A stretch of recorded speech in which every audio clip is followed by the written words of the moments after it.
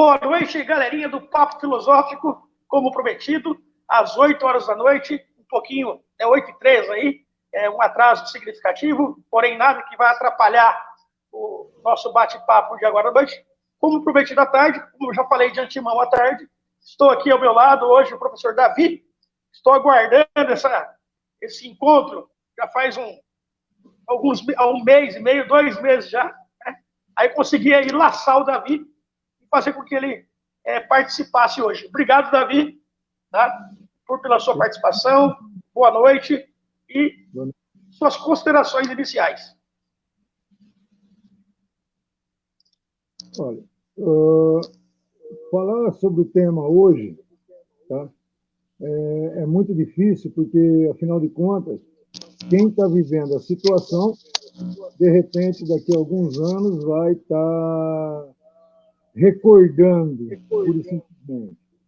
E, ao mesmo tempo, quem vier daqui para frente, né, as futuras gerações, não vão saber compreender exatamente aquilo que a gente está vivendo hoje.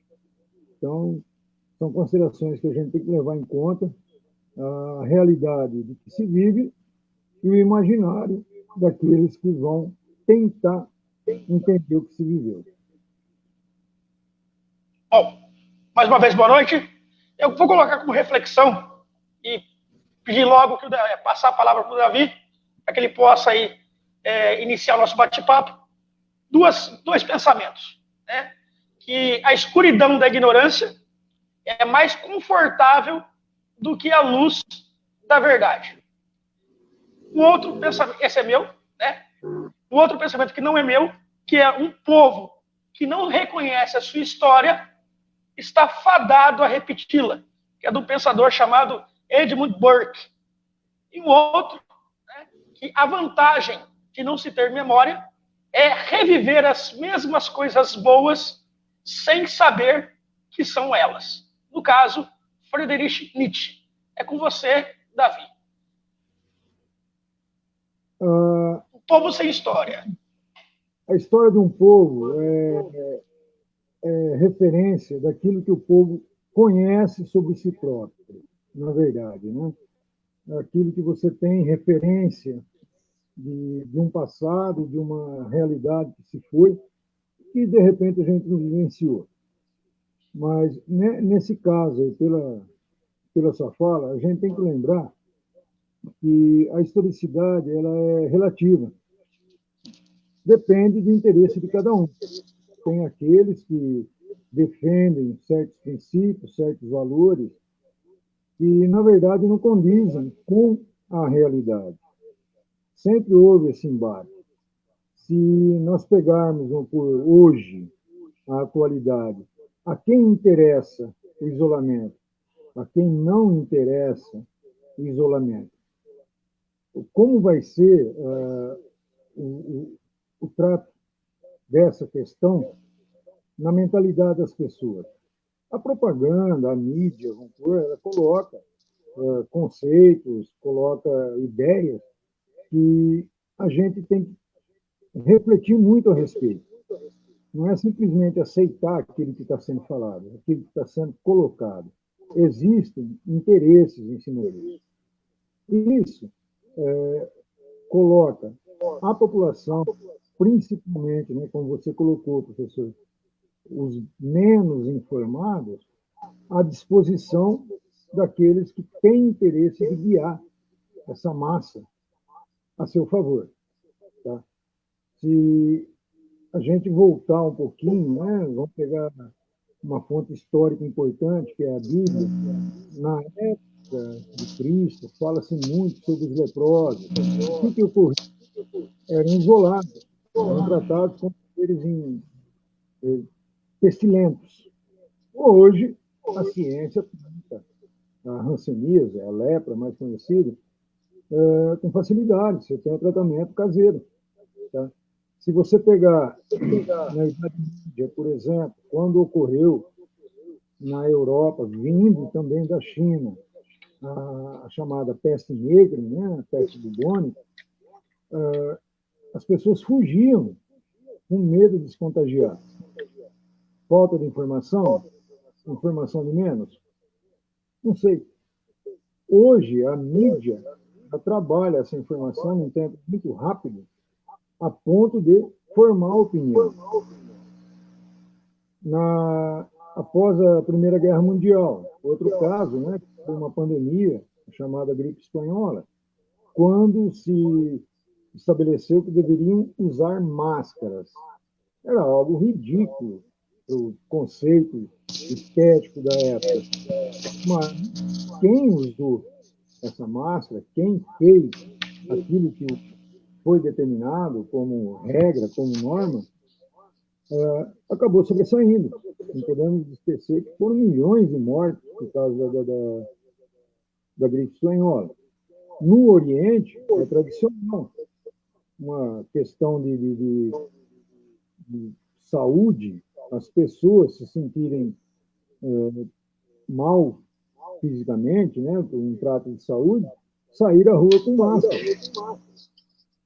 Para nós, é algo assim inusitado, é algo que aconteceu de momento. E as pessoas se sentem influenciadas por essa situação. Alguns concordam, eu concordo, particularmente, que tem que se precaver, e outros acham que isso daí é, como foi dito, né, gripezinha qualquer. Qual será o futuro disso? O que vai se dizer futuramente? Os livros de história vão retratar isso de que forma? Será que vão se lembrar? Mala, por exemplo, nós perdemos na época, ficou em nome de 8 milhões e que não foram lembrados disso. Como vai contar isso futuramente? É essa a pergunta. Entendi. Davi, pegando aí um gancho do que você abordou sobre algumas pandemias, eu fiz uma lista aqui delas, né, as mais principais, para que os nossos telespectadores tomem consciência, e ciência também, muitos já sabem, mas vale a pena repetir.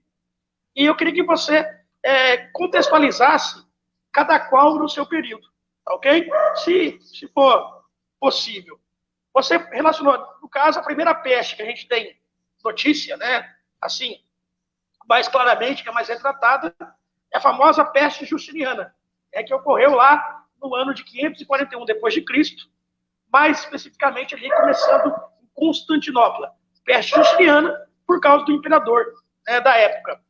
Essa peste, né, a famosa peste bubônica, ela matou aí cerca de 500 mil a 1 milhão de pessoas. Davi, no período justiniano aí que nós mencionado, a gente pode...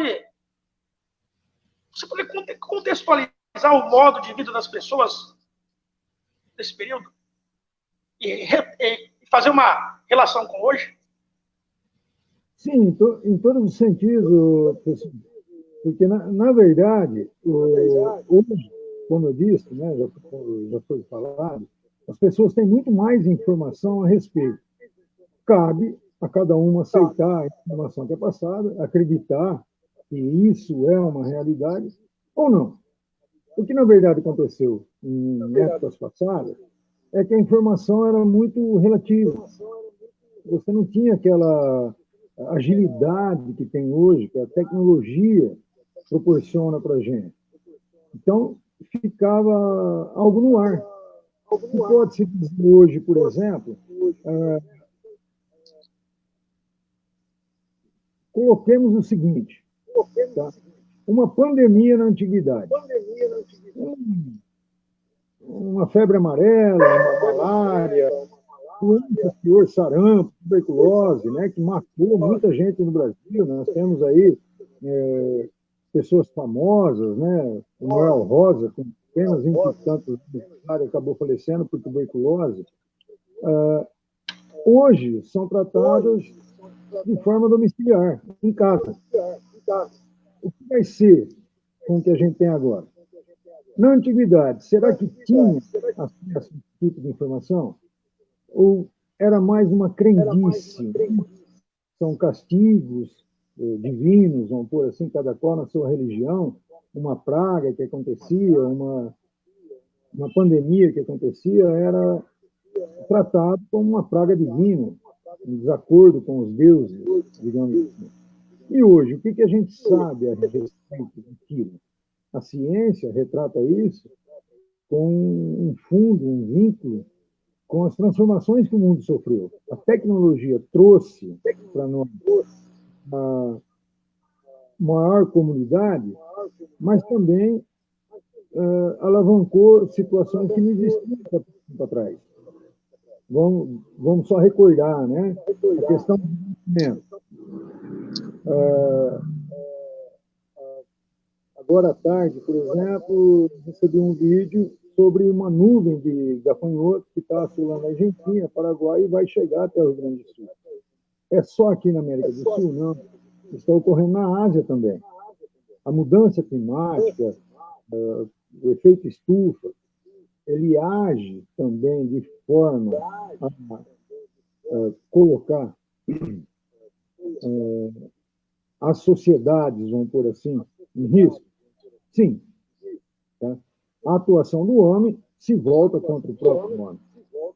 Hoje, nós temos tecnologia para reconhecer isso. Mas até que ponto nós temos essa tecnologia? Voltando, né, como você bem colocou,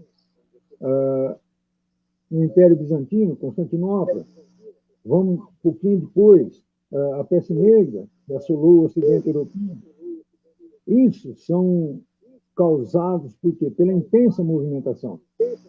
Só o fato do hoje, do Covid-19, estar assolando o mundo, não, nós temos outras situações que ocorrem e, de repente, não está dando ênfase ao assunto.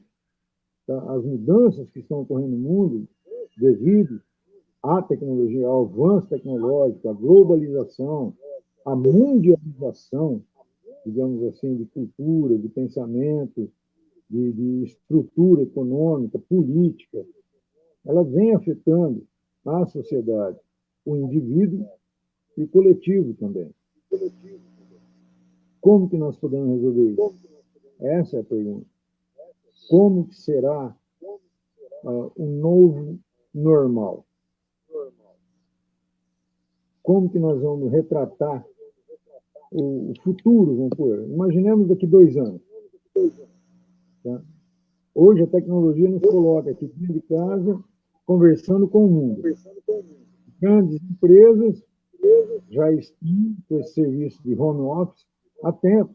A Google, por exemplo, a Microsoft, a Apple, tem seus funcionários trabalhando em casa, fora do expediente normal. Você conceitua, né, um expediente normal, uma determinada hora de trabalho, você entra, você sai. Hoje eles estão privilegiando mais o trabalho domiciliar. O sujeito acorda de madrugada, tem uma ideia, vai lá e coloca a ideia, repassa para quem é o seu superior imediato. Há pouco tempo atrás, o serviço de telemarketing, né, que tanto enchia as paciências, ligando, você tem isso, você pode fazer aquilo e tal, hoje é procurado, ele já não oferece mais serviço. Ele é procurado. Tá? Então, como será o novo normal? Será que essa futura geração que vem aí, imaginemos, né, garotos hoje de 3, 4 anos de idade, eles estão se adaptando à nova realidade, terão muito mais oportunidade do que aqueles que têm 14, 15, que já nasceram dentro das novas tecnologias. Como será o novo normal? Para nós que já temos um pouco mais de idade, né, já estamos passados um pouquinho, acostumados a um padrão de vida, e não é esse o nosso. As dificuldades para nós são muito maiores. Como será o novo normal? Para mim, para você e para aqueles que estão na nossa faixa etária. A gente se adapta, a gente aprende. Mas será que tem funcionalidade no nosso aprendizado? a nossa adaptação para o que vem por aí? É essa a pergunta. Bom, boa reflexão, Davi. Eu acho que essa pergunta ela coloca aí para nós, né, para quem está ouvindo e nos acompanhando agora, que é necessário realmente uma mudança de postura, né, do ser humano. Algo que ainda nós não aprendemos. Um dos objetivos dessa conversa nossa, por isso que eu chamei você, devido à sensibilidade que você tem de olhar o ser humano de uma forma bem totalizante, bem globalizante. Não é elogio, é o fato. Tá? Diferente do elogio, isso é um fato. Eu, por conhecê-lo, sei bem dessa tua faceta. Com relação a isso, Davi, eu vou listar aqui e já vou passar a palavra. Nós tivemos inúmeras pandemias. Inúmeras. A argentiniana, a peste negra, a gripe russa, que foi uma das primeiras gripes, né, a nível aí, mundializado, não ficando ali mais na Europa, mas houve ali a primeira manifestação do influenza A. Né? Depois tivemos a gripe espanhola, que você colocou na década de 18. Depois tivemos outras epidemias, outras pandemias, 57 a 68, até a década de 70, e a gripe suína de 2009, e a famosa pandemia do Covid-19, né, de 2019, 2020, que nós estamos sofrendo com reflexo. A questão é, mesmo com todas essas pandemias, com todas essas epidemias, houve-se, naquele momento, em cada momento histórico, Davi, tomadas de postura com relação ao modo como frear esses contágios, né? Diminuir esses contágios. Mas, se a gente observar a história de fato, a gente vai ver que o aprendizado histórico ele não aconteceu. Porque muitas coisas estão se repetindo, justamente porque nós deixamos de olhar a história, de olhar o passado. Né? Nós deixamos de aprender com o passado. É como se a história ela ficasse ali como pronta e acabada. E a história não pode, né, Davi, ser vista como pronta e acabada, né, Davi? Se é que eu estou errado. Não. Correto. A gente não pode pensar numa história, tá, que seja estagnada, parada. O fato aconteceu, acabou, morreu. Não. A história ela tem uma tá? Ela é ativa. Ela acontece a qualquer momento. Uma decisão que você toma na sua casa. Hoje eu vou fazer um churrasco. É uma decisão política. Tá? É algo que você tomou para você e, de repente, você convida seus amigos, você vai ter um papo, você vai tirar uma hora de lazer. É uma decisão política. Você decidiu por você. A história não. Ela apresenta fatos que não é você que decide por você. Você é fruto de uma decisão maior. Tá? Quando você coloca as várias pandemias, vamos nos recordar, né? Recentemente, na década aí de 2010, digamos assim, você tem a gripe do frango, você tem a gripe do porco, você tem o mal da vaca louca. Dentro dessa situação, do contexto de época, as pessoas mudaram hábitos, mudaram atitudes, se readaptaram, porque vivenciaram aquele momento. Estiveram naquele momento vendo o que estava acontecendo. E, com certeza, as pessoas que hoje estão vivenciando o momento, daqui 10 anos, 20 anos, 30 anos que seja, vai ter história para contar para os filhos, para os netos, sabe? Tá? Para outras gerações, futuras gerações que não vivenciaram. E essa transmissão de conhecimento, essa transmissão de cotidiano, de vivência, às vezes fica apagada. Quantas vezes a gente não olha para uma pessoa mais idosa, por exemplo, sentada, conversando sozinho, e fala, está maluco. mas às vezes ele está se reportando a uma situação que ele vivenciou há 30, 40 anos atrás.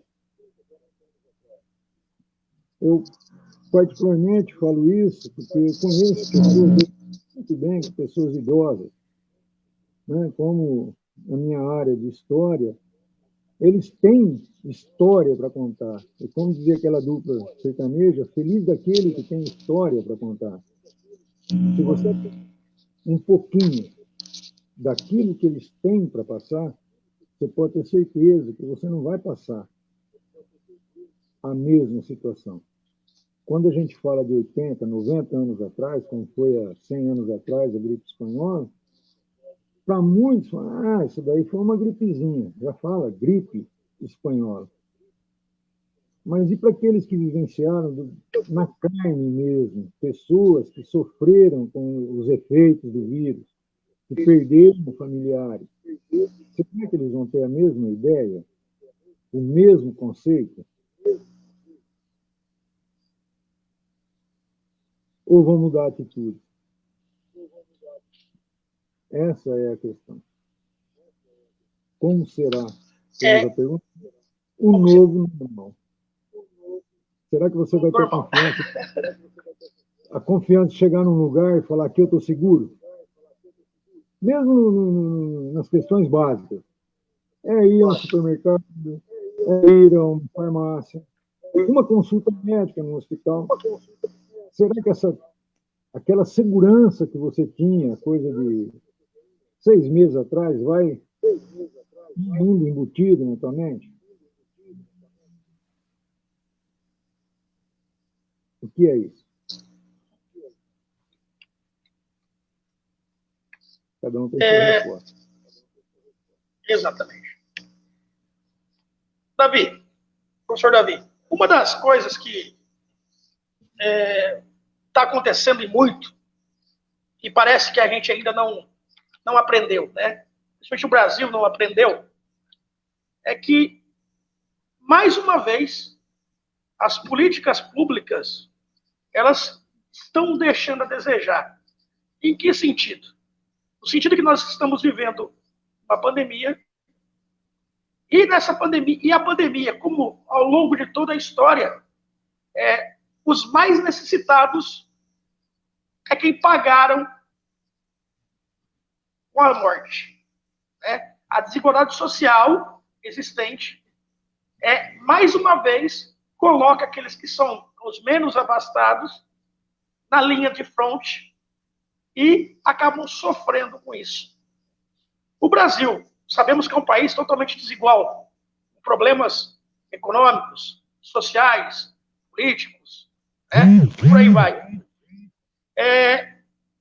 Até que essa desigualdade social, até que ponto você acredita, Davi, que o Brasil vai continuar repetindo os mesmos erros da história e não a igualdade de classes, mas até que ponto, até onde é que os menos abastados conseguirão, de certa forma, conseguir viver com mais dignidade?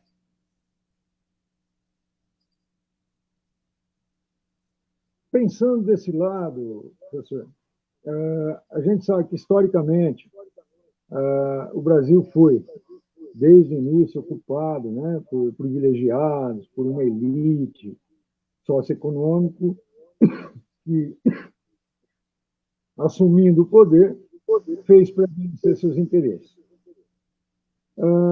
Se nós, hoje, formos analisar o disparate social, tá, que existe no país, planos de governo que se dizem alternativas para que acabe com a desigualdade, na verdade, são planos paternalistas, populistas, que oferecem recursos, né, de imediato, não tem um planejamento a longo prazo.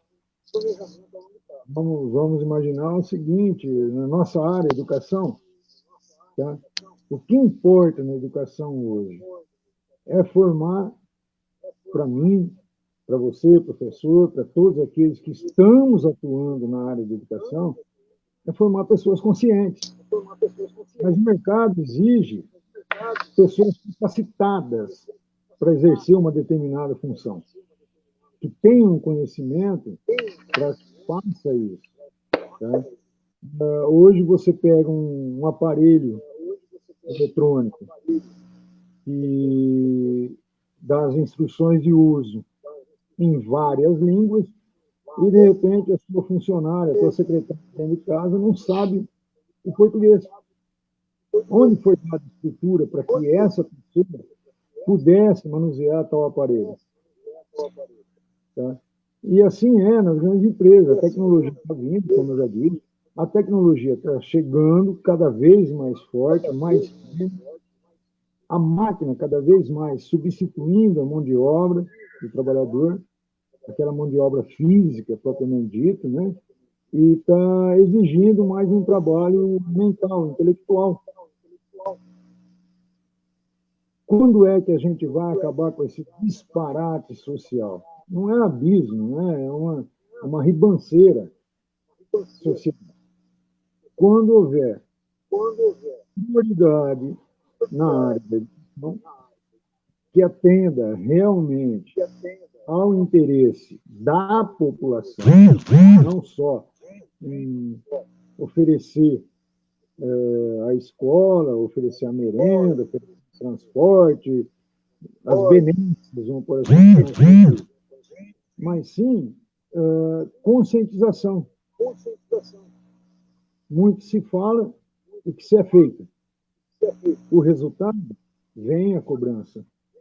Mas será que é feito uma explanação a respeito das consequências futuras daqueles que não vão estar se assenhorando de um grau de conhecimento, que vão estar trabalhando, vão estar atuando, vão estar fazendo, e, de repente, simplesmente respondendo aquilo que é determinado, e não pensar o porquê dele estar fazendo aquilo. Tá?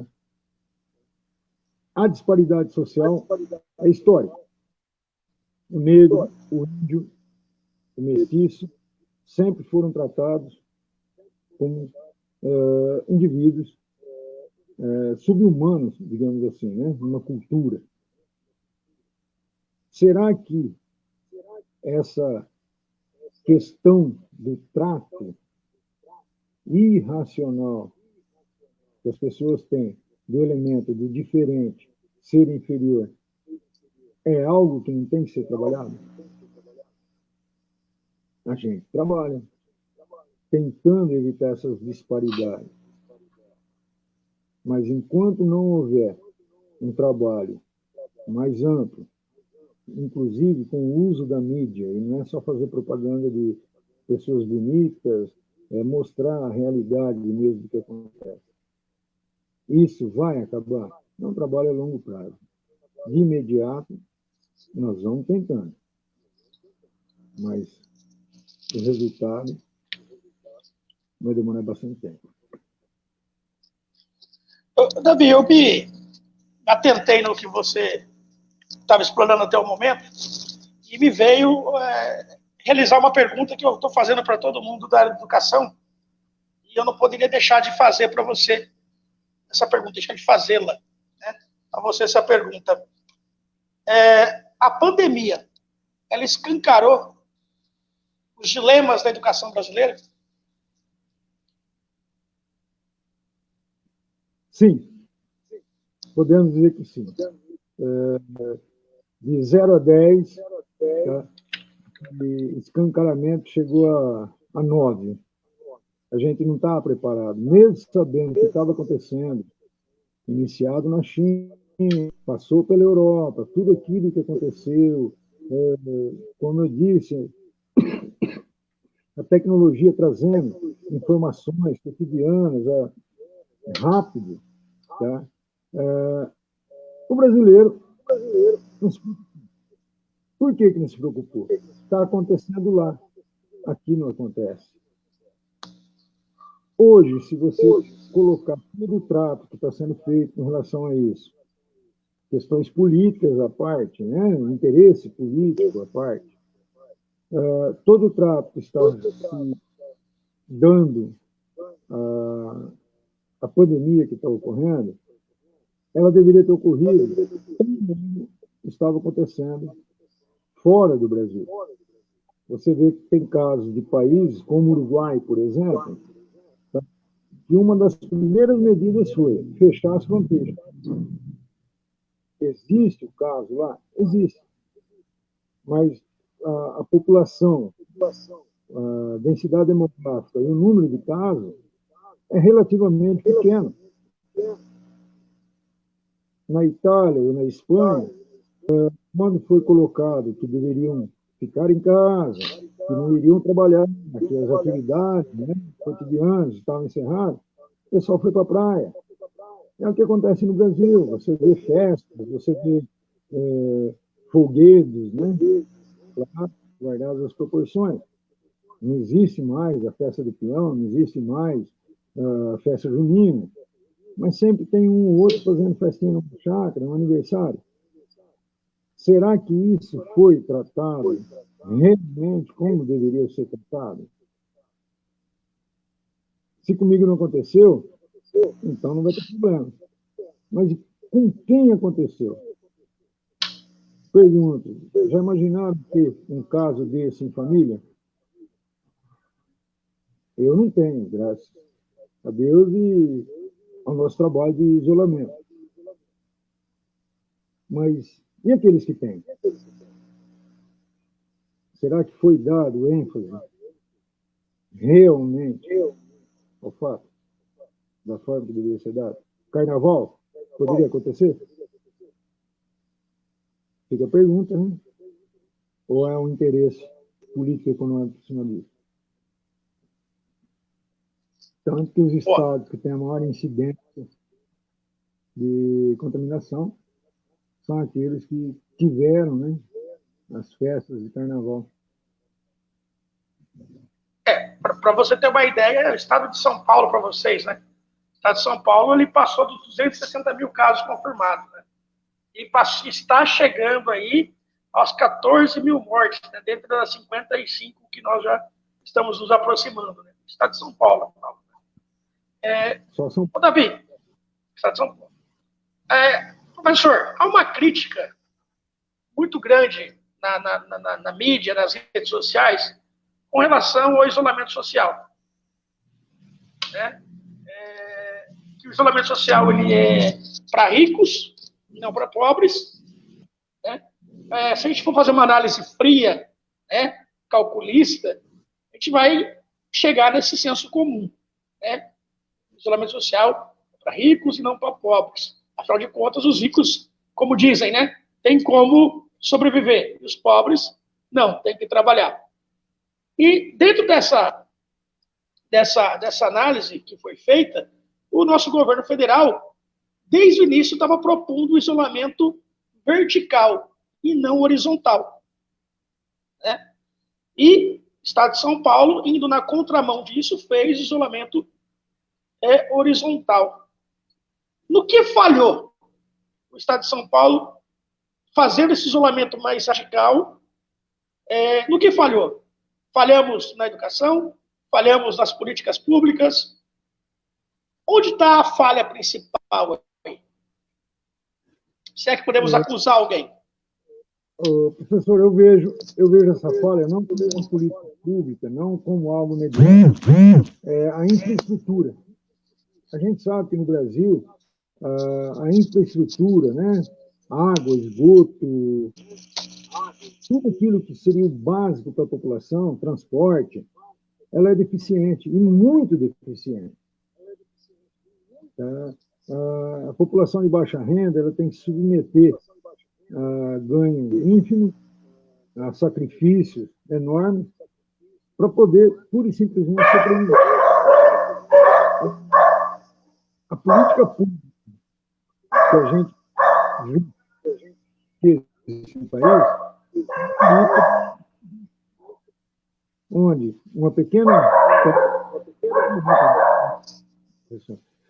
ela tem direitos exorbitantes.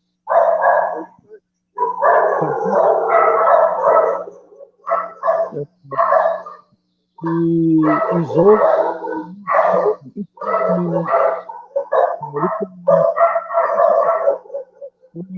uma pessoa não existe isso. Situação. O erro não é imediato. Decisão X. Isolamento vertical. Isolamento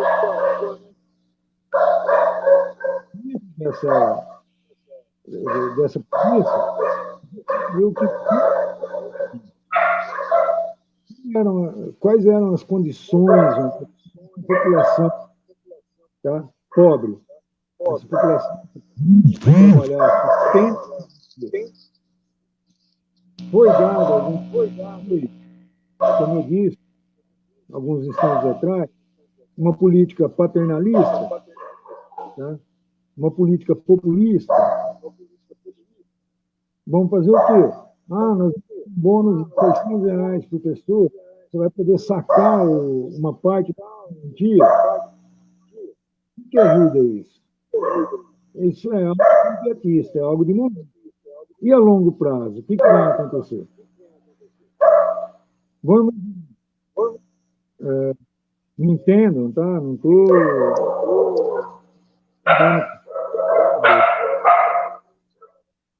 Como poderia dizer, injuriar. Mas eu nunca vi um plano habitacional que dê uma próximo ao conjunto habitacional. Convenhamos? Existem, se você pegar Catanduva, a periferia é composta, na maioria, por casas de conjunto habitacional. Quais seriam os pontos onde isso não ocorre? Onde você tem as áreas nobres. É uma política exclusiva? É uma política exclusiva. Quando isso for colocado em voga, falar, não, vamos fazer em prol do povo, e não por esse político econômico, aí com certeza você vai ter uma estrutura muito melhor aparelhada. Que venham outras pandemias, mas que tenha estrutura para combater. Hospitais públicos recebem a maioria. Vamos colocar o nosso caso, educação. Tá? O aluno da rede privada paga uma fortuna para estudar. Como não está estudando, ele está se matriculando em escola pública. E aí? Estou evitando custos. Concorda comigo? Que benefício ele vai levar? Esse aluno de escola privada, ele tem todos os recursos. Computador, celular, à disposição. E os nossos alunos de rede pública, será que tem todas essas condições? A senhorada tecnologia para um bom desempenho? A educação é para todos, mas a exclusão ainda acontece.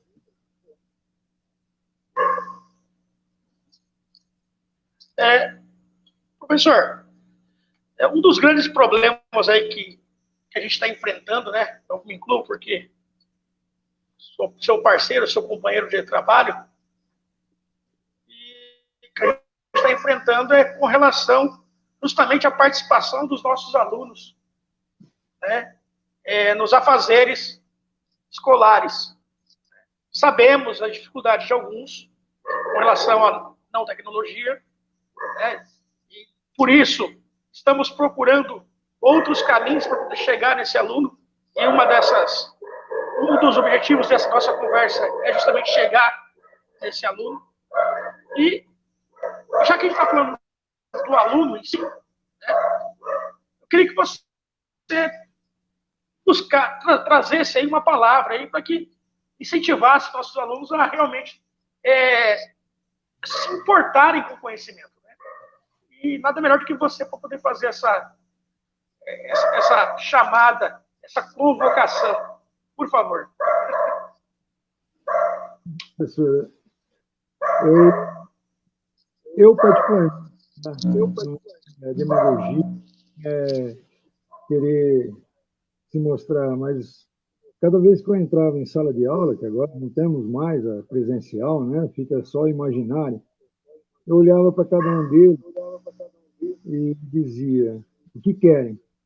O que querem para eles, o que eles querem de mim. Eu acredito que todo professor, quando entra na escola, ele pensa isso. O que eu posso fazer e o que eles precisam que eu ofereça. O que eu posso dizer hoje? Como eu disse no início da nossa conversa, do nosso diálogo, o novo normal vai se basear na atitude da pessoa. Você quer sucesso, entre aspas, e sucesso, quando eu digo, é se tornar rico, milionário, famoso, é simplesmente ter um padrão de vida que lhe dê uma certa garantia, né? Que você possa cobrir seus custos, que você possa fazer o teu cotidiano, momentos de lazer que todo mundo merece. Quem que não gosta de chegar no final de semana e falar, vou reunir com os amigos, puxa vida, hoje eu não posso, eu não tenho isso. O que eu digo para eles? Tá? Eles estão perdendo uma enorme oportunidade de futuro. Estão perdendo demais. Porque se hoje, com aí 15, 16, né, vamos pegar nossos alunos do ensino médio, eles têm toda uma assistência, têm apoio, no momento que eles, usar um termo, né, caírem no mundo, terem a cara para bater, como diz o outro, né, a busca de emprego, a busca de uma razão para o dia a dia, levantar cedo, pagar ônibus, transporte, cumprir horário. Aqueles que se aproveitam vão sobressair. Se houver um no meio de 10 e falar, vou buscar, eu quero, por mais difícil que seja agora, o futuro vai mostrar que valeu a pena ter se esforçado. Daqui 10, 15 anos, vão olhar para trás e falar, valeu a pena. Porque, por enquanto, é cômodo. Eu tenho tudo à mão. Por que eu vou me esforçar? E quando eu tiver que virar por mim mesmo, tiver que fazer eu para mim, quem é que vai me dar apoio? É isso. Bom, chegamos aí aos finalmente, Davi. E eu queria fazer um agradecimento a você mais uma vez pela oportunidade de estar conversando e aprendendo. Na verdade, eu mais aprendo do que contribuo. Né? E obrigado mesmo por essa participação, obrigado pela disposição. A gente sabe que nem tudo a gente consegue realizar, né? Tudo que a gente quer, a gente consegue realizar. E você se mostrou desde o início, né, disposto a estar realizando esse momento, esse bate-papo. Então, quero te agradecer a isso. Que outros virão, né, e outros momentos virão, outras oportunidades virão. E se hoje eu estou fazendo isso, pessoal aí, graças ao Davi, né, é a primeira vez que eu fiz algo desse tipo, ele foi uma pessoa que veio e me incentivou a continuar. Então, eu quero deixar bem a público isso. Meus sinceros agradecimentos ao Davi, ao professor Davi, ao cara que eu aprendo cada dia mais, é o cara que está sempre ali para escutar e também está ali para poder ensinar não só a história, mas também ensinar um pouco sobre a vida. Obrigado, Davi. Masa, eu que agradeço a oportunidade, tá? E falar para você que eu estou aprendendo cada vez mais, inclusive por sua causa. Como eu disse, né? já comentei em off, eu sou um alfabete. Estou aprendendo coisas que eu deveria saber e que futuramente pode ter certeza que eu vou utilizar cada vez com mais afinco e agradecendo. Obrigado, meu irmão. Eu agradeço, de coração. Um abraço. Davi, peço para que você fique no ar. Só vou despedir da galerinha ali. A gente já volta no próximo bate-papo em off rapidinho.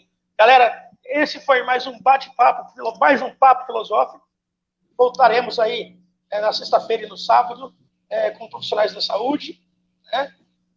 Para que eu dê um pouco de folga para os meus amigos professores, mas o foco é o professor. Né? A saúde é apenas para poder aprimorar um pouquinho mais a questão da pandemia, mas o foco é o professor. Papo filosófico, volta em outro momento. Até lá, galera.